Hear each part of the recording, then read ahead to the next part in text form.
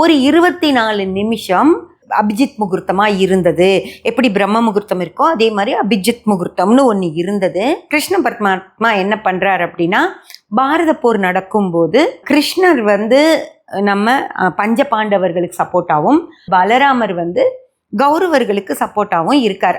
கௌரவர்களுக்கு பொண்ணு கொடுக்கணும், அதனால தான் ஒரு கௌரவமான விஷயத்த செஞ்சதா அவர் நினச்சிட்டு அவங்க அண்ணன் கிருஷ்ணருடைய அண்ணன் பலராமர் கௌரவர்களுக்கு சப்போர்ட்டாக இருக்கார்.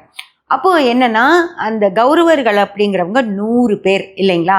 அந்த 100 பேர்த்தில் யாராவது ஒருத்தருக்கு அந்த அபிஜித் முகூர்த்த நட்சத்திர காலங்களில் பிறந்திருந்தாங்க அப்படின்னா, அந்த அபிஜித் முகூர்த்தம் அவங்களுக்கு வெற்றி வாய்ப்புகளாக அமைஞ்சிடக்கூடாது, பஞ்ச பாண்டவர்களுக்கும் வெற்றி வாய்ப்புகளாக அமைஞ்சிடக்கூடாது அப்படின்னு சொல்லி என்ன பண்ணுறாருன்னா, அந்த அபிஜித் முகூர்த்த நேரத்தை கிருஷ்ணர் எடுத்து ஒழிச்சு வச்சிடறாரு ஃப்ரெண்ட்ஸ்.